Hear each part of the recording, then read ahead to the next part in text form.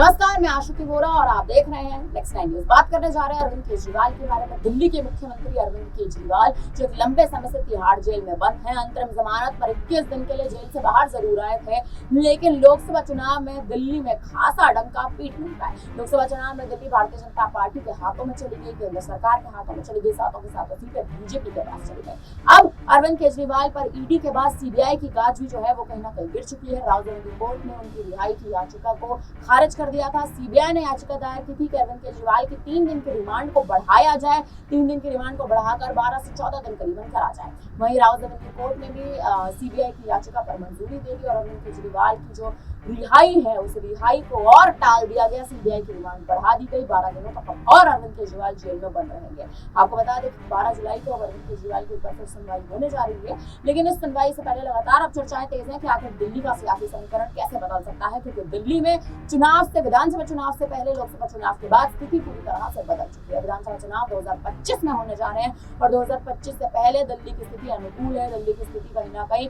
अनुकूल परिस्थितियां दिल्ली में आती जा रही है, बनती जा रही है और इस दिल्ली की स्थिति को बेहतर करने के लिए अरविंद केजरीवाल का जेल से बाहर आना बेहद जरूरी है। अगर केजरीवाल जेल से बाहर नहीं आते हैं तो दिल्ली की सियासत कहीं ना कहीं बड़ा मोड़ लेती नजर आएगी, उलटफेर की स्थिति होगी और दिल्ली में जो कहीं ना कहीं मौजूदा जो स्थिति बनी हुई है कि दिल्ली का जो समीकरण है वो पूरी तरह से बदल चुका है। आम आदमी पार्टी की कमान संभालने के लिए दिल्ली में जमीनी स्तर पर कोई मौजूद नहीं है। मनीष सिसोदिया जेल में है, सत्येंद्र जैन जेल में है, अरविंद केजरीवाल जेल में है। आखिर सवाल उठता है 2025 के विधानसभा चुनाव में दिल्ली में आम आदमी पार्टी की कमान कौन संभालता नजर आएगा। आपको बता दें कि अरविंद केजरीवाल ने अपनी पत्नी सुनीता केजरीवाल पर हाल ही में दाव तो जरूर चला था, उन पर एक तरह से विश्वास तो जरूर जताया था, क्योंकि जब केजरीवाल जेल में थे 21 दिन की जमानत से पहले, अंतरिम जमानत से पहले, तो उनकी पत्नी सुनीता केजरीवाल ने दिल्ली में चुनाव प्रचार की कमान बखूबी संभाली थी। लेकिन हाल ही में अरविंद केजरीवाल ने साफ तौर पर स्पष्ट कर दिया कि उनकी पत्नी सुनीता केजरीवाल राजनीति में सक्रिय नहीं है, राजनीति की डोर वो नहीं संभाल पाएंगी।